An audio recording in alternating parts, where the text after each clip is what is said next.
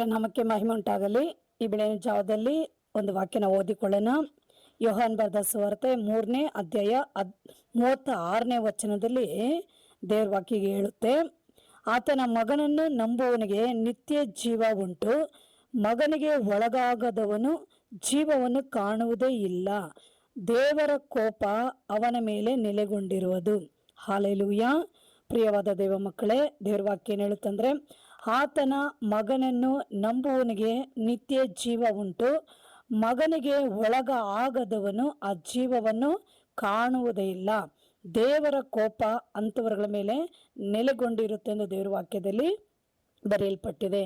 ಹೌದು, 2000 ವರ್ಷಗಳಿಂದ ಯೇಸು ಕ್ರಿಸ್ತನು ಈ ಲೋಕಕ್ಕೆ ಬಂದು ಶಿಲುವೆ ಮೇಲೆ ಇಡೀ ಲೋಕದ ಎಲ್ಲ ಮನುಕುಲಕ್ಕಾಗಿ ಅವರು ತನ್ನ ಇಡೀ ಪ್ರಾಣವನ್ನು ಕೊಟ್ಟು ರಕ್ತವನ್ನು ಚೆಲ್ಲಿ ಸತ್ತು 3ನೇ ದಿನ ಜೀವದಿಂದ ಎದ್ದು ಬಂದರು. ಈ ರೀತಿಯಾಗಿ ಆ ಯೇಸುವಿನ ಮೇಲೆ ನಂಬಿಕೆ ಇಡುವಾಗೆ ಅವ್ರಿಗೇನು ಸಿಗುತ್ತಂದ್ರೆ ನಿತ್ಯ ಜೀವ ಸಿಗುತ್ತೆ. ಈ ಲೋಕದಲ್ಲಿ ನಿತ್ಯ ಜೀವ ಕೊಡಲು ಯಾರಿಂದಲೂ ಸಾಧ್ಯವಿಲ್ಲ. ಆಕಾಶದ ಕೆಳಗಡೆ, ಭೂಮಿಯ ಮೇಲ್ಗಡೆ ಯಾವ ಒಬ್ಬ ಮನುಷ್ಯನಾಗಲಿ ಯಾರಿಂದಲೂ ಆ ನಿತ್ಯ ಜೀವ ಕೊಡಲು ಸಾಧ್ಯವಿಲ್ಲ.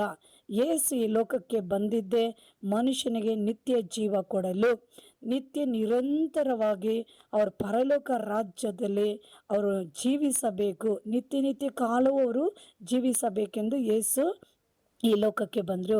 ಹೀಗಾಗಿ ನೀವು ಪ್ರತಿಯೊಬ್ಬರು ಯೇಸು ಈ ಲೋಕದಲ್ಲಿ ನನಗಾಗಿ ಬಂದರು. ಅವರು ನನ್ನ ಎಲ್ಲ ಪಾಪಗಳನ್ನ ತನ್ನ ದೇಹದಲ್ಲಿ ಹೊತ್ತುಕೊಂಡರು. ನಾನು ಮಾಡಿರೋ ಸಕಲ ವಿಧವಾದ ಪಾಪಗಳಿಗಾಗಿ ಶಿಲುವೆ ಮೇಲೆ ಯೇಸು ರಕ್ತ ಚೆಲ್ಲಿ ಪ್ರಾಣ ಕೊಟ್ಟಿದ್ದಾರೆ. ಆ ರೀತಿಯಾಗಿ ಪ್ರತಿಯೊಬ್ಬರು ಯೇಸುವಿನ ಮೇಲೆ ನಂಬಿಕೆ ಇಡಬೇಕು.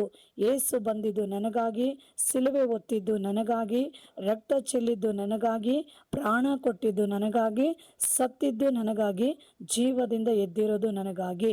ಈ ರೀತಿಯಾಗಿ ಯೇಸುವಿನ ಮೇಲೆ ನಂಬಿಕೆ ಇಡಬೇಕು. ಮತ್ತು ಯೇಸುವನ್ನು ನಂಬಿದರೆ ನನ್ನ ಎಲ್ಲ ಪಾಪಗಳು ಪರಿಹಾರ ಆಗುತ್ತೆ, ನನ್ನ ಸಕಲ ಶಾಪಗಳಿಂದ ನನಗೆ ಬಿಡುಗಡೆ ಸಿಗುತ್ತೆ. ಯೇಸುವಿನ ಮೂಲಕವಾಗಿ ಮಾತ್ರನೇ ನಾವು ಪರಲೋಕ ರಾಜ್ಯದಲ್ಲಿ ಪ್ರವೇಶ ಮಾಡಲು ಸಾಧ್ಯ ಎಂದು ಯೇಸುವಿನ ಮೇಲೆ ನಾವು ನಂಬಿಕೆ ಇಡಬೇಕು. ಯೇಸುವೆ ಈ ಲೋಕದ ರಕ್ಷಕನು, ಲೋಕದ ಒಡೆಯನು, ಎಲ್ಲ ಮನುಷ್ಯರ ವಿಮೋಚಕನು ಆಗಿದ್ದಾನೆ. ಹೀಗಾಗಿ ಯೇಸುವಿನ ಮೇಲೆ ನಾವು ನಂಬಿಕೆ ಇಟ್ಟು ಮಾನಸಾಂತರ ಹೊಂದಿ ಅವರ ಕಡೆ ನಾವು ತಿರುಗಿಕೊಳ್ಳುವಾಗೆ, ಆಮೇಲೆ ಅಲ್ಲೆಲ್ಲೂಯ್ಯ, ತಿರುಗಿಕೊಂಡು ಅವರ ಹೆಸರಿನ ಮೂಲಕವಾಗಿ ದೀಕ್ಷಾಸ್ಥಾನವನ್ನು ಮಾಡಿಸಿಕೊಳ್ಳುವಾಗೆ ನಾವು ಸಂಪೂರ್ಣವಾಗಿ ಈ ಲೋಕದಲ್ಲಿ ನಾವು ಎಲ್ಲದರಿಂದ ಬಿಡುಗಡೆ ಹೊಂದಿಕೊಂಡು ನಾವು ನಿತ್ಯ ಜೀವಕ್ಕೆ ಬಾಧ್ಯರಾಗುತ್ತೇವೆ ಅನ್ನೋದು ಅರ್ಥ. ಹಲ್ಲೆಲೂಯಾ.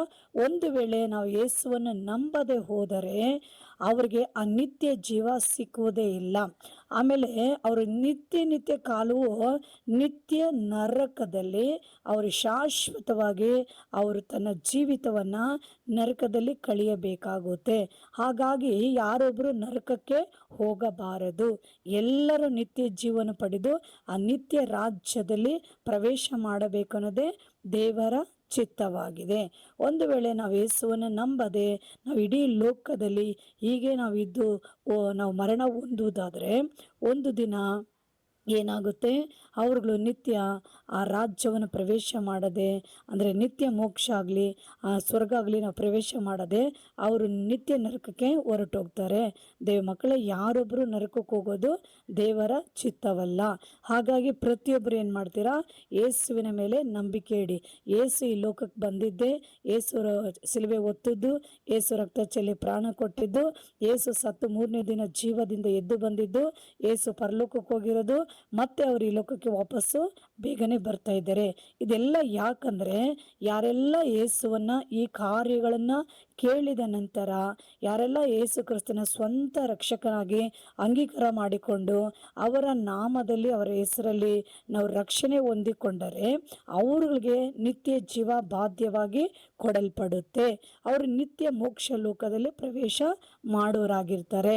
ಒಂದು ವೇಳೆ ನಾವು ಈ ರೀತಿಯಾದ ಸತ್ಯಾಂಶಗಳನ್ನು ನಾವು ನಂಬದೆ ಅವಿದ್ಯರಾಗಿ ಈ ಭೂಮಿಯ ಮೇಲೆ ನಾವು ಜೀವಿಸುವುದಾದರೆ ದೇವರ ಕೋಪ ಅವರುಗಳ ಮಕ್ಕಳ ಮೇಲೆ ಇಳಿದು ಬರುತ್ತೆ. ಮತ್ತು ಅವರು ನಿತ್ಯ ಮರಣಕ್ಕೆ ಅಂದರೆ ನಿತ್ಯ ನರಕಕ್ಕೆ ಅವರು ಹೊರಡುವರಾಗಿರ್ತಾರೆ. ಈಗ ಆಗಬಾರ್ದಂದ್ಬಿಟ್ಟು ಯೇಸು ನಿಮ್ಮೆಲ್ಲರನ್ನ ಕೈ ಚಾಚಿ ಆತನ ಕರೀತಾ ಇದ್ದಾನೆ. ಯೇಸುವನ್ನ ನಂಬ್ರಿ, ರಕ್ಷಣೆ ಹೊಂದ್ಕೊಳ್ರಿ, ನಿತ್ಯ ಜೀವಕ್ಕೆ ಬಾಧ್ಯರಾಗ್ರಿ. ದೇವರು ನಿಮ್ಮನ್ನು ಆಶೀರ್ವದಿಸಲಿ. ಸಣ್ಣ ಪ್ರಾರ್ಥನೆ ಮಾಡಿಕೊಳ್ಳೋಣ.